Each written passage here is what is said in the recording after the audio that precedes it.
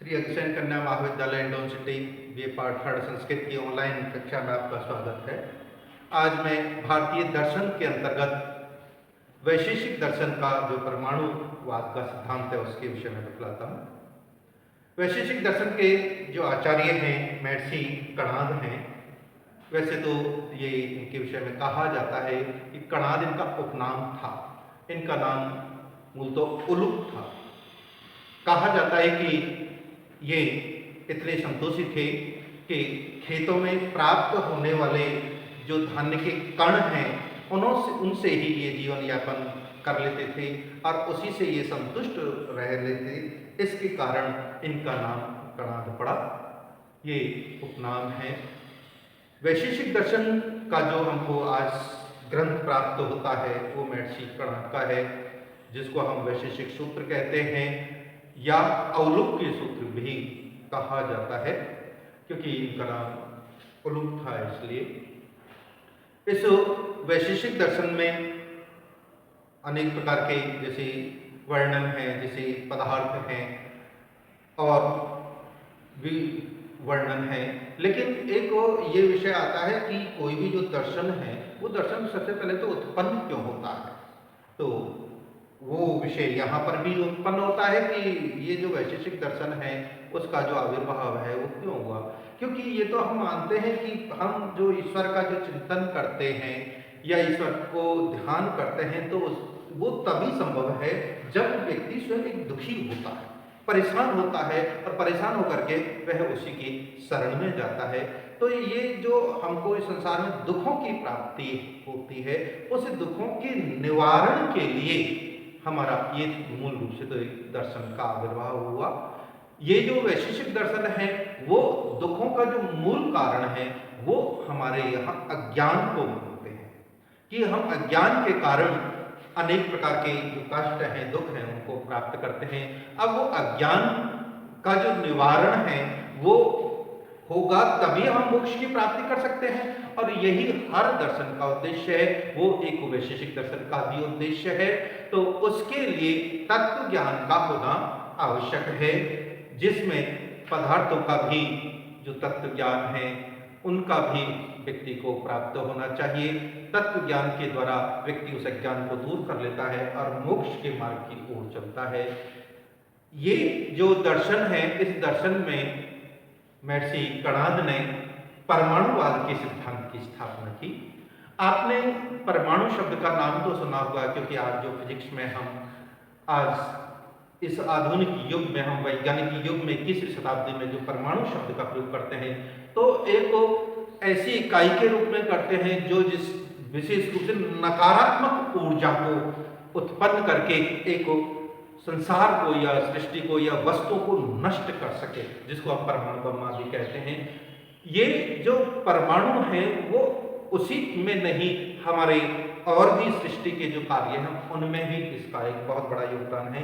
वैशेषिक दर्शन में हम इसका बहुत अच्छी तरीके से अध्ययन कर सकते हैं, जो आज 200 सालों से, अर्थात ये कहें कि 18वीं शताब्दी के बाद जो हमको परमाणुवाद का जो सिद्धांत है, परमाणु के विषय में जानकारी प्राप्त होती है, वो हमको प्राचीन काल में ही इस वैशेषिक दर्शन के अंतर्गत इस परमाणु के सिद्धांत का हमको महर्षि कणाद के द्वारा ये ज्ञान हमको दिया कि ये परमाणु है क्या। सबसे पहले तो हम ये बता दें कि ये जो परमाणु है बिल्कुल अविभाज्य रूप में हमको प्राप्त होता है, निरअवयव है, ये नित्य है।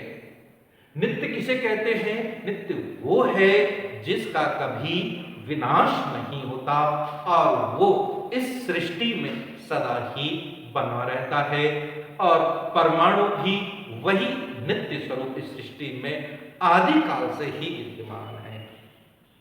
महर्षि कणाद ने कहा कि ये जो 4 प्रकार के महाभूत हैं, पृथ्वी, जल, तेज, वायु, इनके जो परमाणु हैं उन परमाणुओं का जब आपसी संयोग कर दिया जाता है तो संयोग करने से वे चारों प्रकार के महाभूत एक हो जाते हैं, और जब एक हो जाते हैं तो वो क्या है, हमारे सामने एक सृष्टि का स्वरूप दिखाई देता है, वो सृष्टि का निर्माण होता है। तो सबसे प्रश्न ये है कि ये जो चारों महाभूत हैं, क्या ये चारों महाभूतों का ही होता है?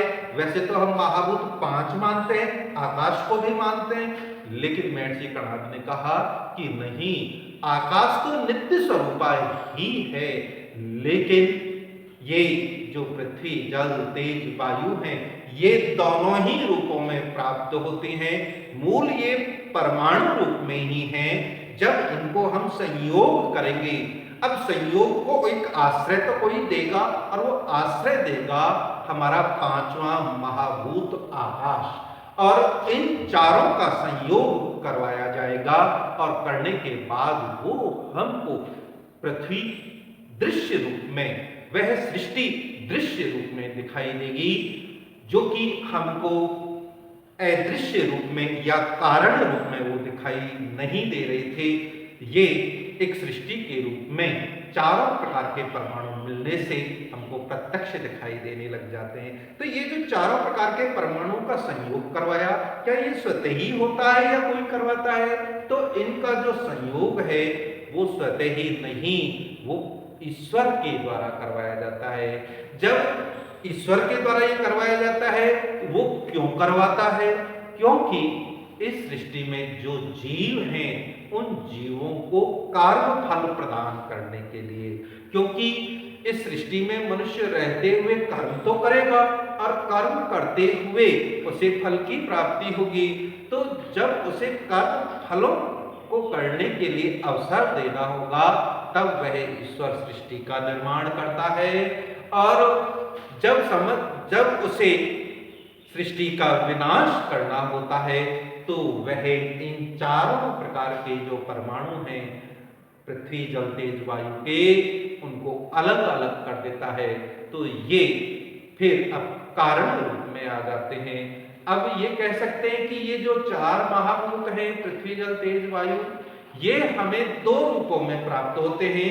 नित्य रूप में भी प्राप्त होते हैं, अनित्य रूप में भी प्राप्त होते हैं। नित्य रूप में कौन से हैं?